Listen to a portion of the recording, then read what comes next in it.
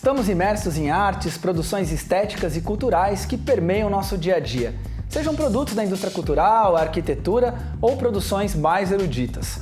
Com a pandemia, ao menos durante um tempo, houve a redução da circulação das pessoas, que passaram a consumir ainda mais filmes, músicas, lives de artistas. Se por um lado, a Covid-19 trouxe impactos à cadeia produtiva do mercado da produção cultural, evidenciou a necessidade que temos dessas produções. Em meio a tempos sombrios, a arte e a subjetividade parecem ter as respostas que nos confortam, explicam nosso tempo e nos dão esperança para tempos melhores. A estreia dessa nova temporada do TV Câmara Entrevista começa hoje com um programa sobre artes na pandemia.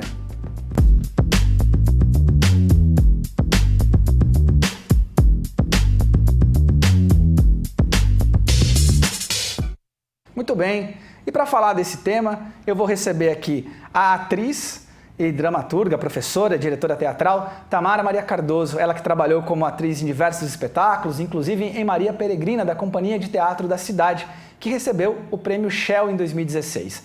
Também está agora estreando aí com podcast e vai lançar um espetáculo ainda esse ano na plataforma Zoom. E também com a gente aqui, aí ao lado, o Anderson Zotesso, ele que é mestre em comunicação e semiótica, especialista em cultura e meios de comunicação pela PUC de São Paulo, dramaturgo do grupo Gato de Teatro do Oprimido, servidor público também, agente cultural na Prefeitura de Hortolândia, no interior de São Paulo. Anderson, que transita aí entre Bakhtin e Odair José. Muito bem-vindos, muito obrigado pela participação de vocês aqui no TV Câmara Entrevista da TV Câmara Jacareí.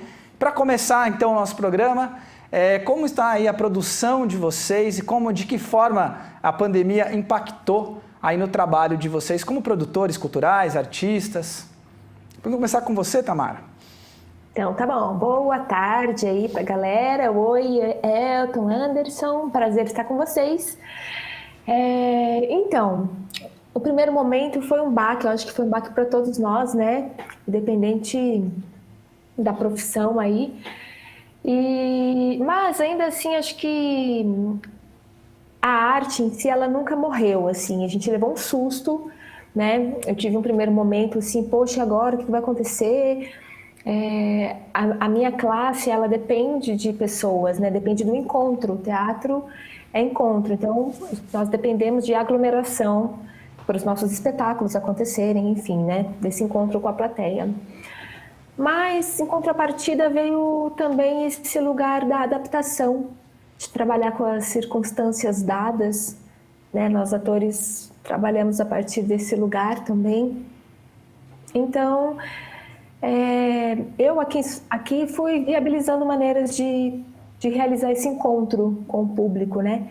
Então, atualmente, eu estou com um podcast que cada uma grava na sua casa, por exemplo, né? A gente aproveitou esse lugar aí do áudio para entrar, fazer um teatro para se ouvir, né? Para entrar aí na casa das pessoas. E agora pela plataforma Zoom, pelo Google Meet, essas ferramentas elas têm nos proporcionado, né? Dar aulas online, ter apresentações de teatro que também já estão rolando, onde você passa o link para a plateia, disponibiliza o link e aí a galera entra e o ator, o artista, ele apresenta em tempo real para a plateia. Então, a gente está fazendo acontecer, assim, na medida do possível.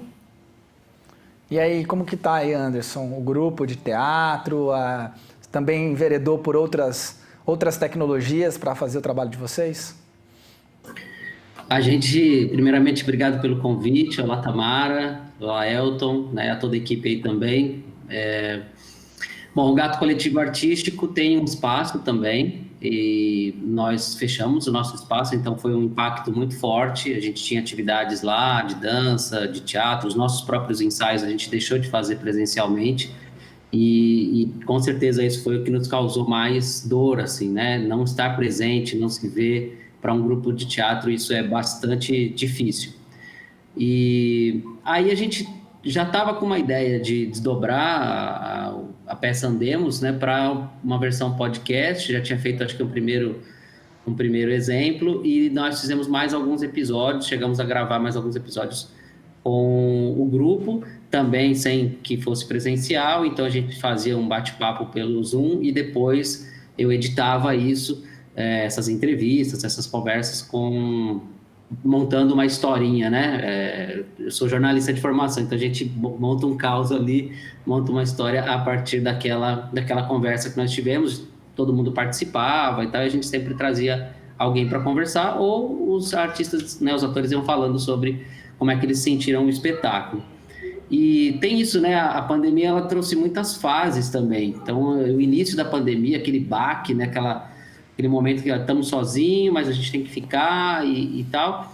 E depois a coisa vai se reacomodando. Então, eu acho que tem uma certa parábola aí, de um momento de vamos todo mundo para a rede, tá tendo live, não sei o quê, mas a gente foi vendo que às vezes não, às vezes a gente precisava simplesmente se ouvir um ao outro e fazer aquela reunião semanal que nós temos sempre, de ouvir o coração do outro, ver como é que tá, se a pessoa tá bem. Então isso foi bem legal assim também. Acho que o grupo, a gente está com isolamento físico, mas não isolamento social. A gente continua se encontrando, se falando, isso é bem importante assim. Depois a gente fez umas brincadeiras no Facebook com os personagens da peça e como se desdobrássemos a história da peça de alguma forma, brincando, né, improvisando com os personagens. Foi legal, deu um resultado bem, bem bom para a gente. Há quem até goste disso, gostaria que a gente continuasse fazendo essas brincadeiras, mas aí eu acho que demandaria um pouco mais de estudo para a escrita desse trabalho, né? Senão cada um vai improvisar a história que quiser para aquele personagem e para onde ele vai. As redes sociais expandem muito, né, o que você está fazendo. Então, aí a gente começou a ter um certo cuidado e recentemente a gente tem pensado num outro projeto para conversar com pessoas que a gente gosta pelas nossas redes sociais também, fazendo jogos, enfim, conversando com as pessoas. E também continuamos com o nosso projeto, né, que é a próxima peça. A gente está trabalhando com o tema das benzedeiras e nós estamos pesquisando aí sobre essas mulheres para a montagem de um texto para espaços menores, espaços assim mais aconchegantes, mais intimistas, mas ainda pensando no teatro físico, digamos assim, né, teatro com presença física das pessoas para assistirem. Não imagino que o nosso grupo faça alguma coisa cênica voltada somente para a internet nesse momento. Acho que a gente já está numa fase avançada, assim, e rediscutindo coisas também, né? Então, revendo também os nossos processos. Eu falava no ensaio passado, né? A gente está aqui se enganando que está fazendo teatro e tem duas perguntas que a gente se fez, né? Eu coloquei para o grupo. Falei, o que a gente é e o que a gente está. Por sorte, a língua portuguesa tem duas formas, né? Se fosse em inglês, não poderia, porque ser e estar é a mesma palavra. Agora, em português é bom, porque ser é fixo e estar é fluido, pode mudar a qualquer momento. Então, a gente está na pandemia, a gente está um grupo que está trabalhando com redes sociais, mas a gente é um grupo de teatro, e a gente se identifica assim e continua trabalhando nesse sentido também. Tem duas coisas interessantes, né, quando a gente pensa aí na pandemia. Uma é essa que você falou, Anderson, também, da questão das fases, né? A gente parece que faz tanto tempo já, né, e para quem está realmente se distanciou ou quem está sofrendo o impacto de todas as privações que aconteceram pela pandemia, tivemos várias fases, né? Teve a fase no começo do boom das lives, agora já tem gente fazendo espetáculo em drive, etc e tal. Tem um impacto que a pandemia trouxe, que é esse impacto para o artista de não poder mais estar no seu público, de não poder estar ali em contato, no palco. E isso trouxe consequências econômicas que os grupos tiveram que se desdobrar até para manter a sua sobrevivência. E um outro lado que eu queria saber de vocês também, eu queria saber essas duas dimensões, né? Essa da sobrevivência mesmo, porque é um trabalho, né? A gente fala muito de arte, da cadeia produtiva, da cultura, como renda, emprego, né? Geração de renda para muita gente. E o outro lado é a questão que a pandemia também, ela impôs desafios criativos, né? Então eu queria que vocês falassem um pouquinho dessas duas dimensões. Olha, Elton, para a nossa classe, assim, tem sido muito difícil, tem sido realmente desafiador. Porque é aquela coisa, né? 44% dos artistas do nosso país não tem uma renda fixa, porque dependem de lei de incentivo à cultura, né? Dependem de contrato de espetáculo, porque depende de bilheteria, de apresentação, de shows, enfim, né? Então, quando isso veio e trouxe o afastamento social, trouxe um impacto gigantesco na vida e nas famílias dos artistas, assim, né? Porque contratos foram cancelados do dia para a noite, e aí, bicho, né? E aí? Aqui mesmo, né, no estúdio onde eu trabalho, né, as aulas foram remotas, né? Tive que mudar online para não fechar o meu estúdio, né? Então a gente tem que se readequar nesse lugar, assim, né? E agora que a gente está nesse trâmite aí da lei federal emergencial, né? Do auxílio emergencial do Aldir Blanc, mas ainda está nesse trâmite ainda. E enquanto isso, a galera, assim, eu tenho amigos que já venderam instrumentos de trabalho para poder se sustentar. Então é uma situação bem delicada, assim, que eu vejo acontecendo no nosso país em relação aos artistas. Assim, não está nada positivo.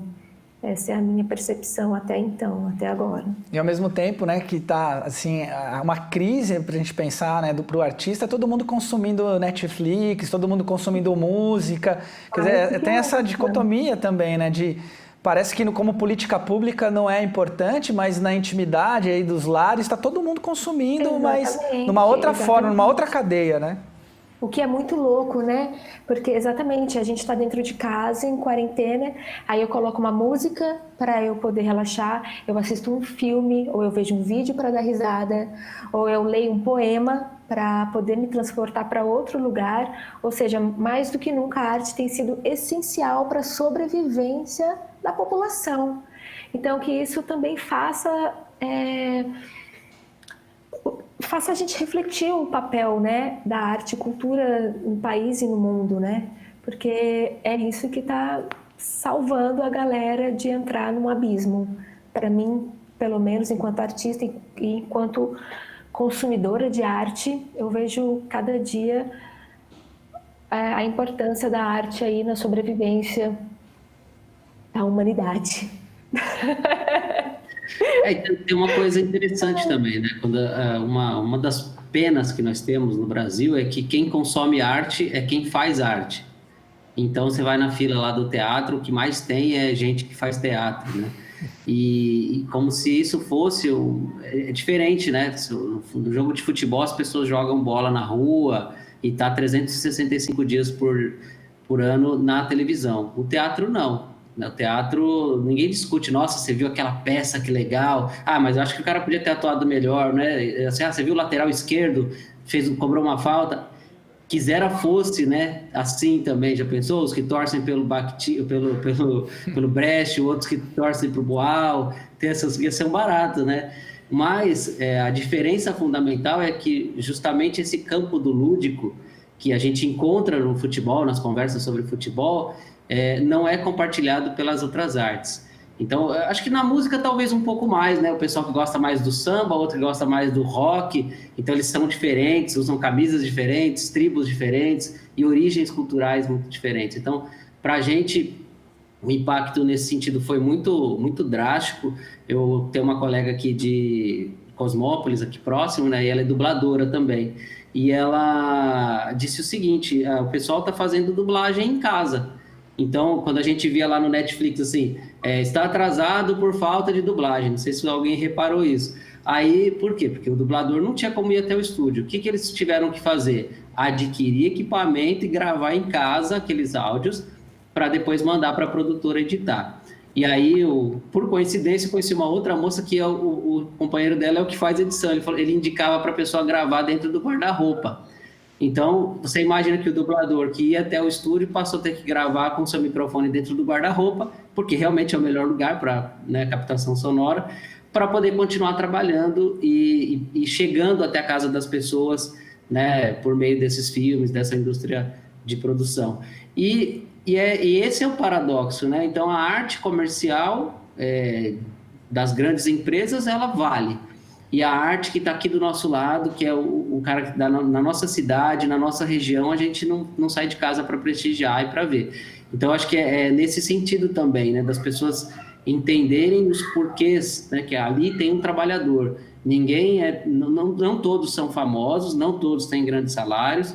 Aliás, nem os que estão nas grandes redes têm salários astronômicos, mas tem também aqueles que dependem da verba pública para poder sobreviver, né? Que dependem da Lei Aldir Blanc, que está aí patinando com a regulamentação em muitos aspectos. Poderia ter chegado nas pessoas, mas por que não chegou ainda? Porque toda a tramitação é muito lenta. E não é porque as prefeituras talvez não estejam querendo, mas porque elas não estão capacitadas para isso. A gente está pagando o preço de ter uma derrocada da política cultural no Brasil, e agora, mais paradoxalmente ainda, a lei que mais distribui recursos que já eram do Fundo de Cultura, mas que distribui isso entre todos os municípios a partir da quantidade de moradores que cada município tem, é a lei que vem logo depois dessa derrocada das políticas culturais no país. Então, a gente vive a dialética o tempo todo, né? Os paradoxos constantemente.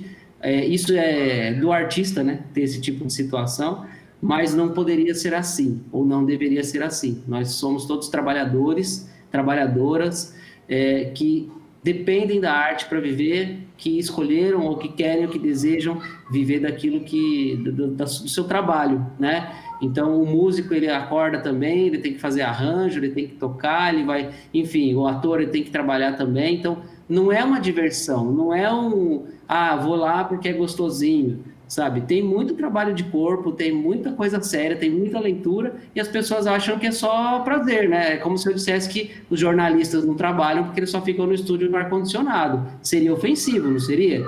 Mas qualquer um vai dizer, olha, então você está enganado, isso não é trabalho. Trabalho é tudo que nós produzimos. Cultura é tudo que nós produzimos. Assim como tem a pessoa que trabalha numa outra coisa, numa indústria, numa empresa, num comércio, tem os artistas, tem os atores, tem os jornalistas que fazem outras funções na sociedade. E que bom que eles existem, porque eles acalantam o espírito, né? Bom, em relação aos desafios também que têm surgido, porque...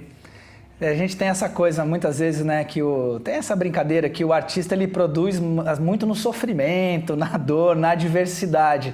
Vocês acham que também a gente está tendo, mais o Anderson, eu sei que ele é um especialista na cultura da música brega e tal. Você acha que essa diversidade toda, isso também está tendo um impacto nos processos criativos? Queria ouvir um pouco isso de vocês, da experiência de vocês aí se reinventando nessa pandemia.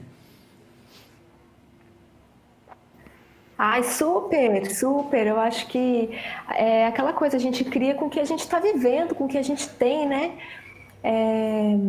No trabalho que eu faço do podcast, Julietas na Sacada, são atrizes, são 3 Julietas, né? Que estão na sacada esperando, né? Estão em estado de confinamento. Então, elas vão tendo ali as viagens delas e as questões. Então, e o texto vem... das atrizes, nós escrevemos, então o que atravessa a gente passa para a personagem, né? Eu também estou fazendo agora esse solo teatral, né, que se chama Dramaturgia em Pequenos Formatos, que também é isso, como que é o ator criar nesse estado de confinamento. Então é bem o que a gente vive mesmo, assim, pelo menos aqui essa experiência está sendo atravessada a todo momento, desse estado de confinamento. E tem uma coisa também, né, das dramaturgias de teatro de grupo, que eu creio que a Tamara também deve passar por esse processo, em que o chão de ensaio, né, o dia a dia dos atores, a pesquisa do grupo vai se convertendo na obra que ele produz. E aí, quando você não se encontra? Esse foi o grande dilema, né? Aquilo que sairia das atrizes, no nosso caso, que a imensa maioria são mulheres, eu sou o único homem e o outro é o produtor da peça, então o resto é tudo mulher. Como é que eu vou extrair dali, né, alguma coisa se a gente não está se encontrando? Então, esse foi um primeiro baque, acho que depois a gente começou a produzir coisas individuais. Então, vamos escrever, cada uma de vocês escreve alguma coisa, a gente lê junto, vê como é que ficou isso. Eu escrevo também, a gente vai pensando esse material, né, essa vivência que a gente está tendo agora, por conta desse processo, né? E acho que vão saindo coisas. Assim, a gente escreveu algumas coisas durante a pandemia, pensamos em publicar em podcast, depois eu não consegui. Eu estou em home office desde 23 de março, então chegou um momento que eu não aguentava mais olhar para a tela do computador. Então, porque não tem horário, né? Você começa a bagunçar toda hora, você tem almoço para fazer, você tem a casa para limpar, a louça para lavar, cuidar do filho, né? Todas essas coisas ao mesmo tempo, porque você não saiu, você não tem aquele momento, tipo, saí, cheguei lá no outro lugar. Esse trânsito, ele tem um processo de você chegar no outro lugar, né? Você muda de espírito, né? Você veste outra roupa, veste outro papel social. Não acontece isso. Eu abri a porta aqui, beleza, o Aruan agora, meu filho tá lá brincando, assistindo sei lá eu o quê. E aí, né? Então, e a gente não tá conversando sobre isso, assim. Então, eu acho que as pessoas acabam romantizando um pouco o home office. Como eu trabalho perto, né, da onde eu moro, então eu não tenho muito esse romantismo, não. Eu acho que eu gosto um pouco de ir até o trabalho, desligar um pouco e voltar. E eu sinto muita falta da escola para o Aruan, porque ele fica sozinho, não tem como, né, não tem outras crianças para ele brincar, e aí, quer dizer, é bem difícil. Eu imagino que pais também estão sofrendo a mesma coisa que eu. Acho que tem duas categorias profissionais que as pessoas podem valorizar mais no futuro, né? Ou agora, que são os artistas, porque acalantam o espírito, acalmam, põem música, te divertem, e os professores, porque eles são as pessoas que ficam com as nossas crianças, né, ou com os nossos adolescentes, e que educam junto com a gente, e que agora a gente não está tendo essa oportunidade. E não me venha com essa churumela de aula online, que isso aí quer enganar quem, né? Eu diria, porque não funciona, a criança não para. Às vezes, como é que vai funcionar um negócio desse se só tem um celular na casa que só chega na casa no final da tarde e tem 3, 4 crianças? Não funciona, velho. Né? Então, por isso é que tem município que já cancelou o ano letivo, porque não vai funcionar. Acho que tem situações que funcionam, mas no massivo, né, a diferença entre a cultura e a educação é que a cultura trabalha no varejo e a educação trabalha no atacado. A gente seleciona as pessoas para irem nos lugares porque elas querem. E a educação tem as pessoas já lá presentes. E no atacado, massivamente. E essa é uma diferença fundamental. Quando as pessoas vão para o atacado, quando a gente vai para situações de atacado, tem todas as classes sociais e todas as possibilidades que o Brasil permite, que o mundo permite. Né? E a gente tem assim, muitas desigualdades nesse sentido. Né? Na escola de artes que eu trabalho, a gente tinha aprendiz que conseguia fazer a aula pela internet e tal, e aprendiz que nunca conseguia abrir a câmera, porque se ele abrisse, caía. Isso aqueles que conseguiram, fora os que não conseguiam entrar. Então, mesmo quem está aprendendo arte ainda também teve que reciclar, e seus resultados de trabalho também foram diferenciados nesse sentido. Tamara, você acha que também, a gente pensando, o Anderson falou aí da questão dos estudantes, você acha que o público também teve que passar por um aprendizado para consumir essas produções, o teatro, pela internet, assim como os alunos e os professores? Ah, com certeza, com certeza. Eu vivi duas experiências já, agora nessa pandemia, enquanto plateia, né? Para poder te dar essa resposta. Assistindo a espetáculos de teatro. Tem aqueles que a gente chama de híbrido, que é uma mistura de teatro com audiovisual, com música, né? Então a câmera ela é muito pertinho, então a gente consegue ver as expressões dos artistas. E a gente também tem aquele teatro que é filmado, que está o palco lá, né, lá na frente, e você assiste, né, em plano aberto. Esse do plano aberto que eu assisti, por exemplo, no final de semana, é engraçado você ver as pessoas entrando na sala de no Zoom, aí tem aquelas pessoas que não manjam muito desligar a câmera, aí fica tentando desligar a câmera, aí você fica vendo duas telas, a tela do palco e a tela da plateia, aquela pessoa tentando desligar o microfone. Então, assim, é engraçado até. Você fala, nossa, eu queria falar para essa pessoa, desliga a câmera, mas não dá para falar, porque eu não conheço, depois eu vou soltar aqui. Então, assim, a galera tá super aprendendo, tem se criado uma etiqueta enquanto plateia, né, para esse novo formato de teatro enquanto a gente está em afastamento, né? Então, assim, a galera está se adaptando, mas está se adaptando bem. É a mesma coisa da live também. As pessoas estão acostumando e aprendendo nesse novo lugar, assim, aprendendo a existir. Mas tá mais barato, assim, tá legal ver as pessoas se adaptando aí nesse novo lugar. E vocês acham que, bom, a gente espera que, né, que todo esse momento que a gente esteja vivendo, ele de alguma forma ele vai ser superado, né? A gente imagina que a gente consiga essa expectativa e que aos poucos algumas coisas vão retomando. Mas também, por outro lado, vocês acham que vai ficar alguma coisa dessa experiência toda que vocês aí como atores... dessa questão do digital, dessa nova forma de distribuir, criar, vocês acham que isso vai permanecer? O que deve continuar dessa experiência que a gente está vivendo agora? Eu não tenho dúvida de que a gente vai, que a gente está criando, que nós estamos sendo mães de um novo formato, de uma nova linguagem artística aí. Sabe, a minha geração, a geração do Anderson, que a gente está criando podcasts, criando esses vídeos interativos, né? A gente tá sendo uma geração que está parindo esse novo lugar, assim, essa nova linguagem.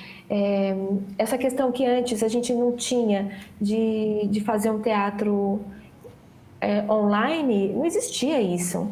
Ainda mais quem é de teatro, o Anderson deve saber também disso. Eu, por exemplo, eu não sou da galera do audiovisual, então eu detesto me assistir, detesto coisa online, nossa, tenho preguiça. E agora, não. Agora eu tenho me colocado nesse exercício, tenho gravado teatros, espetáculos, aí brincando com audiovisual, numa boa. E estou tendo curso com pessoas, com diretores que eu não teria acesso se não fosse online. Então, assim, tudo tem seu lado, né? Então, eu acredito que sim, a gente vai mudar muita coisa daqui para frente, assim, em relação à área, ao encontro. Eu acho que fica assim, primeiro fica no coração, registrado no corpo da gente, né? Isso. Tem vantagens do home office também, eu faço alguns exercícios de manhã, coisa que eu não fazia, pelo menos 3 vezes por semana. Mas tem esse impacto psicológico, que eu acho que é importante, da necessidade do contato físico, né? Os professores e atores, vou voltar a compará-los de novo, eles precisam do olhar da plateia, eles precisam do olhar das pessoas. E nas telinhas a gente se confunde e se cansa muito quando a gente está tentando fazer para aquelas várias pessoas que estão ali, você tentando procurar o olhar das pessoas, porque elas não vão estar olhando. Para elas olharem para você, elas não estão olhando para a câmera, portanto estão olhando, por exemplo, para eu olhar para o Elton agora eu tenho que olhar para cá, mas eu estou olhando aqui, porque aí eu estou falando com as pessoas que estão nos ouvindo, né, estão nos assistindo agora. Então, essa mudança, esse chip que a gente teve que colocar na cabeça de olhar para cá, para a gente que é ator de teatro, é estranho. Para quem interpreta para a câmera, para os jornalistas, pode ser comum, mas para quem é de teatro, jamais você vai ficar olhando para um lugar, para um ponto só. Você está trabalhando ali dentro da sua cena. Se for uma quarta parede, você vai esquecer que o espectador existe, vai fazer seu trabalho. Não vai falar diretamente assim. Ao passo que se for uma gravação, se for uma conversa direta, se for uma aula, você vai precisar. Não, então vou trabalhar numa estética diferente. Esquece a câmera e vou apresentar minha peça. É outra coisa que ainda não tem nome, esse teatro online. Vou dar esse nome agora, mas pode ser que a gente invente um melhor, né? Mas e quando a gente não consegue nomear as coisas, a gente não consegue entendê-las. A gente não consegue produzir conhecimento se a gente não nomear. Então, a gente vai dando nomes provisórios até encontrar o nome certo para entender o que a gente está vivendo. Então, acho que fica, Mas também fica o outro lado da moeda, fica também a necessidade da gente se ver, se encontrar, porque é muito efêmero, né? A rede social é muito efêmera. Tem redes sociais que eu nem tenho, por exemplo, porque eu acho que não vale a pena. É muito frívolo, acho que essa é a palavra, é muito frívolo também. Tamara, falou da frivolidade, até caiu a conexão do Anderson aí.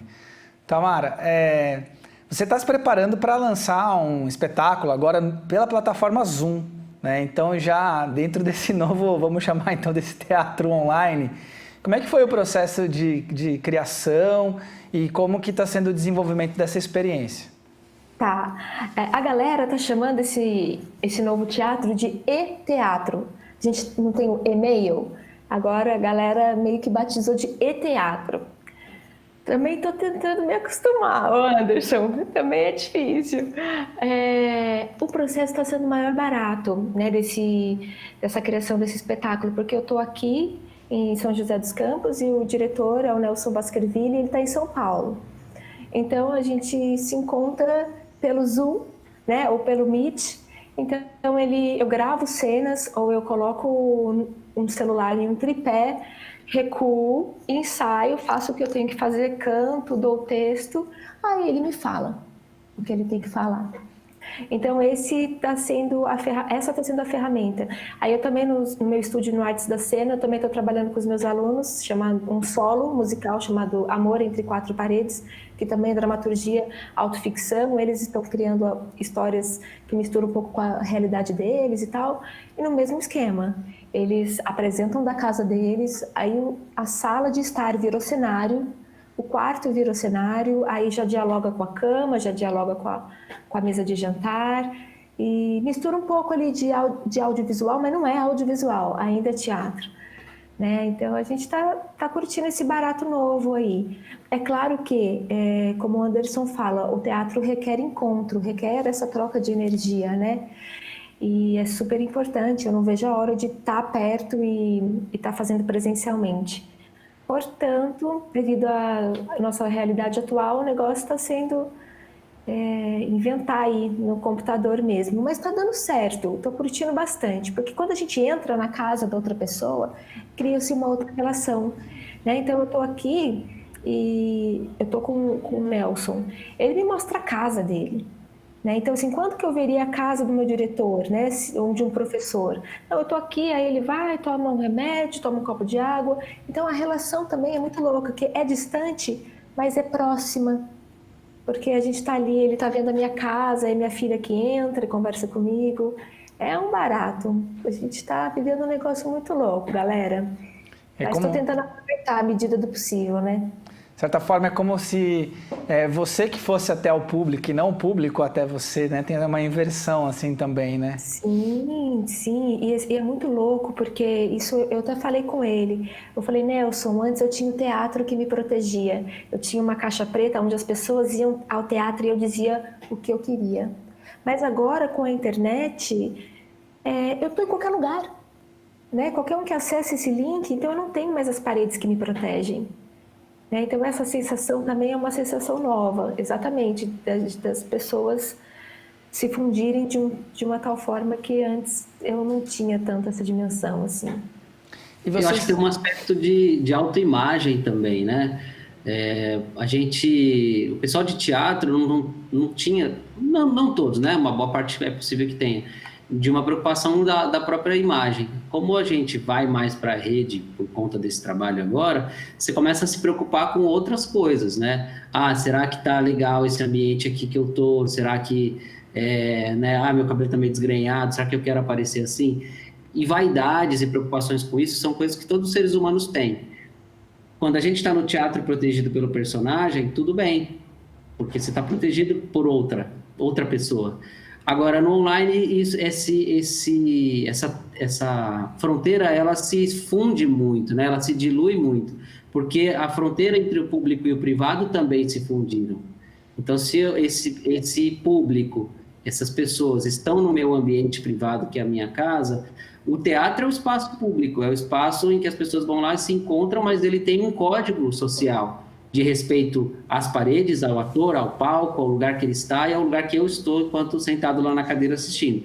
Ao passo que quando a pessoa está no seu computador, essa fronteira se dilui muito e de certa forma desintimida, né? E também voyeuriza esse outro que está assistindo a gente. Então, tem esses dois olhares também, né? Esse voyeur que quer pegar o que não está dito, né? O que está obsceno, você fora da cena, e também esse outro que está invadindo esse seu privado, esse seu lugar. Então, é também mais difícil separar a imagem da pessoa da própria pessoa, ao passo que a própria pessoa física é o que menos importa, né?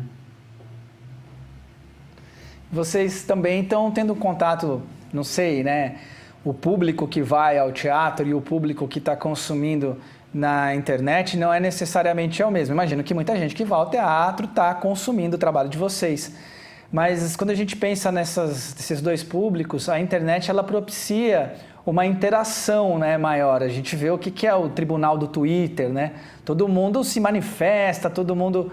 Isso, vocês têm sentido um impacto também dessa relação com o público, né, nessa possibilidade que a internet traz do anonimato, da livre expressão em relação ao que vocês apresentam? Aquela coisa, né? Antes, aquela coisa da proteção. Antes a gente tinha essa proteção dentro da sala de teatro, agora não, né? Eu confesso que as minhas experiências têm sido positivas, assim, em relação a isso. Positivas no sentido, assim, de pessoas da minha família que não acompanhavam o meu trabalho, agora elas acompanham.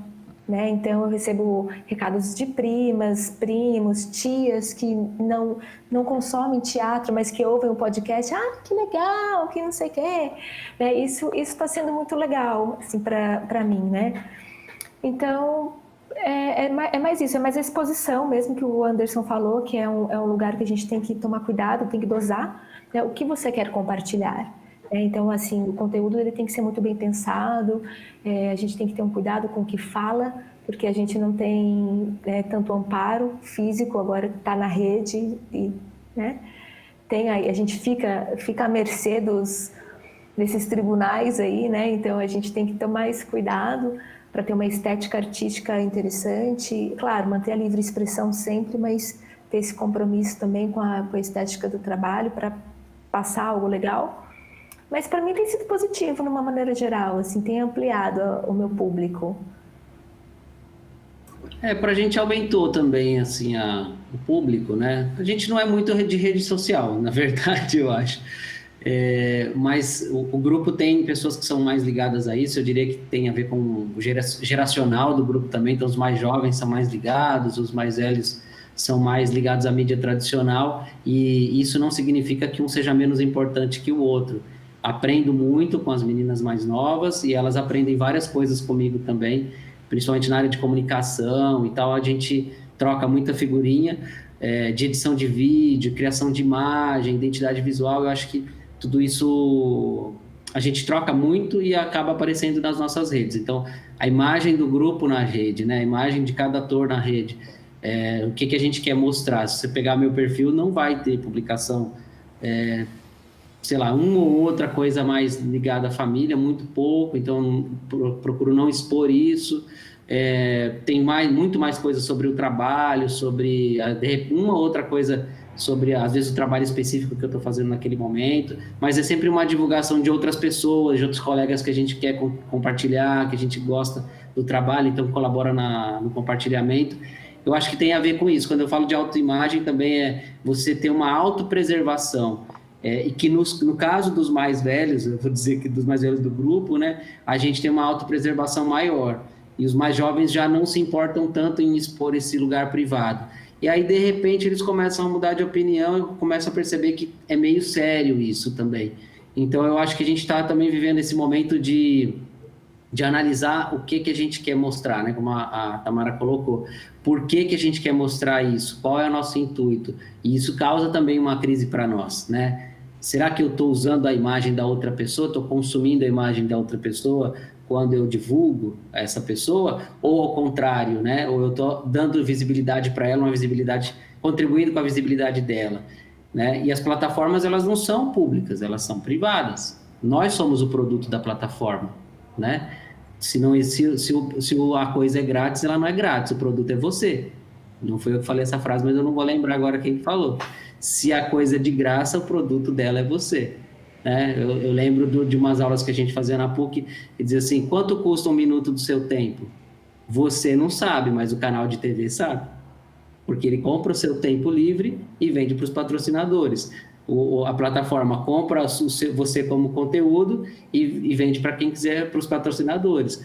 Né? E tem um lado muito positivo. Outro dia eu estava querendo aprender a fazer uma coisa, vou lá no YouTube, já olho, aprendi, legal, ótimo, e é bacana isso também, né? Mas junto com essa imagem desse cara que me mostrou isso, vinha lá um comercialzinho antes, lá no YouTube. Então, tem esses dois lados e a gente tem que saber dosar, saber até que ponto a gente pode ir. E essa responsabilidade está muito na pessoa hoje, né? A ideia de pessoa atomizada, de pessoa individualizada no máximo nível, inclusive dentro de casa, né? Uma vez eu perguntei para um menino assim, o que é família? Um jovem, né, que eu estava dando aula. Ele falou assim, família é quem está perto.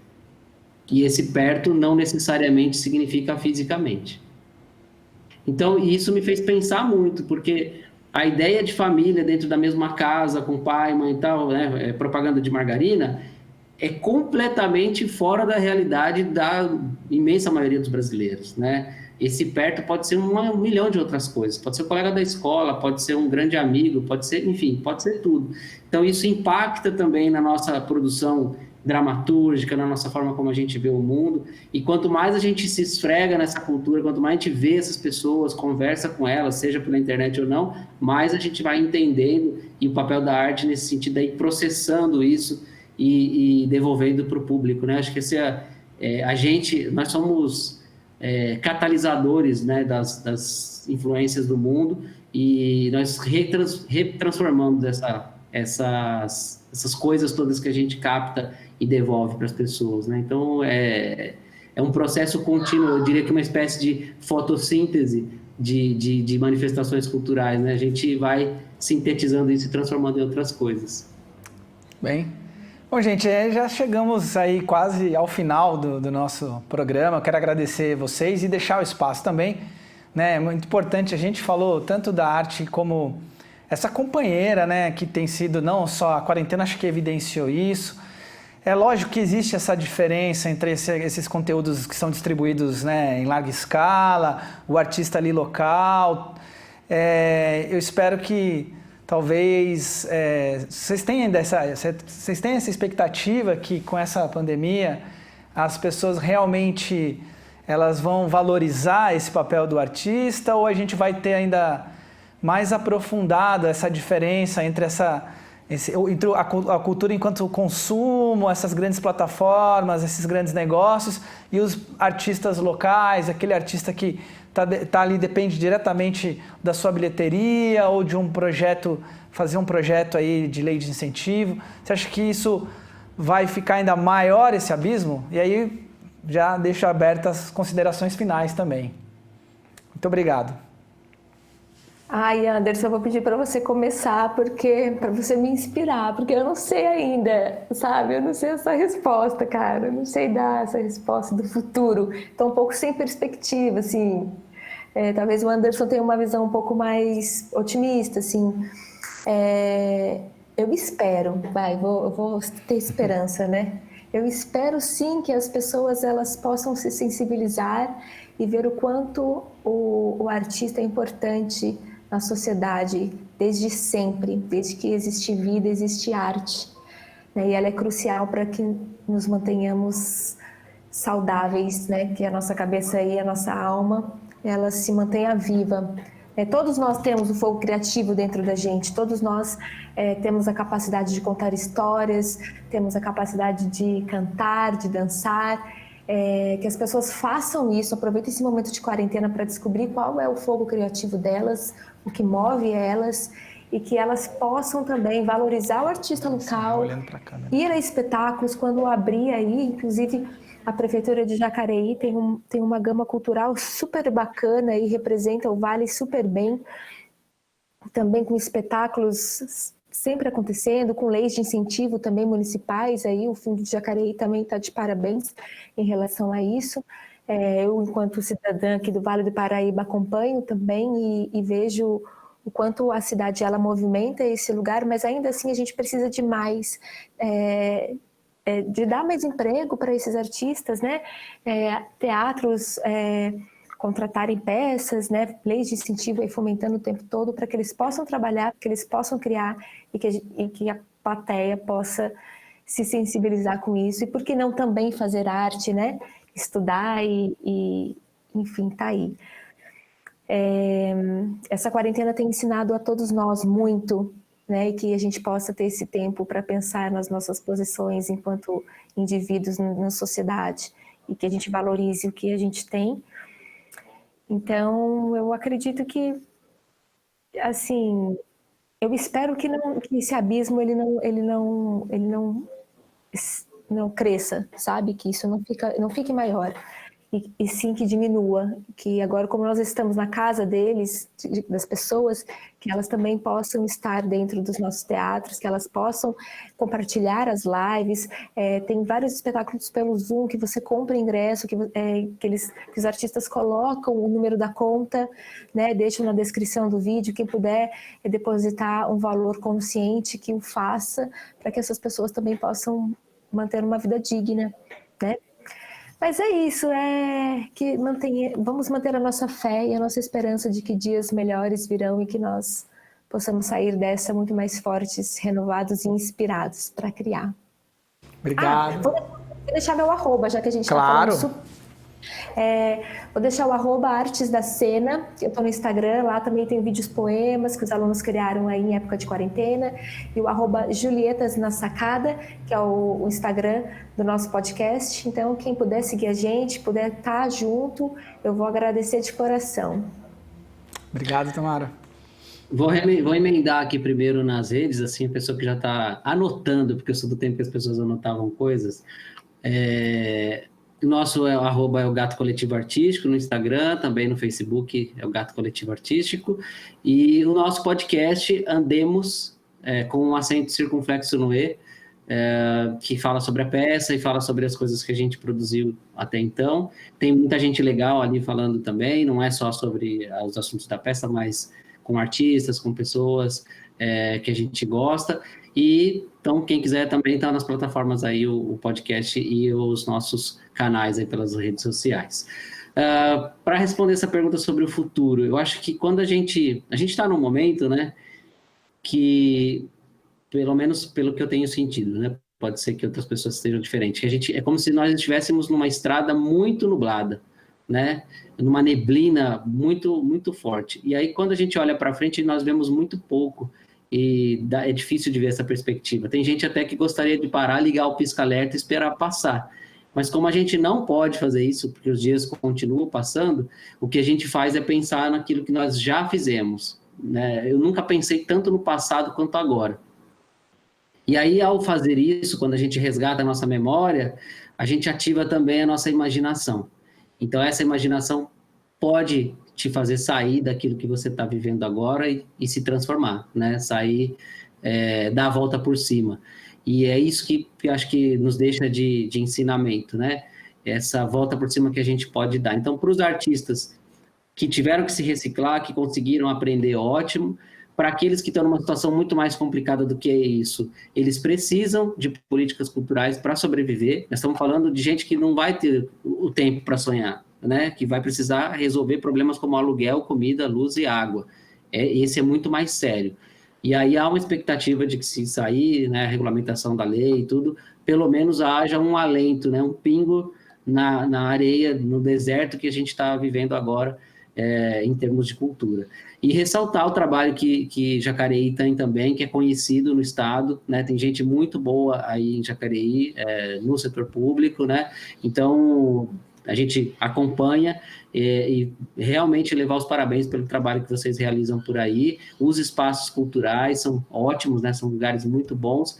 Jacareí é uma cidade privilegiada nesse sentido. Espero que as políticas culturais por aí só aumentem e deem lição, né? E tragam essas lições positivas para os outros municípios também.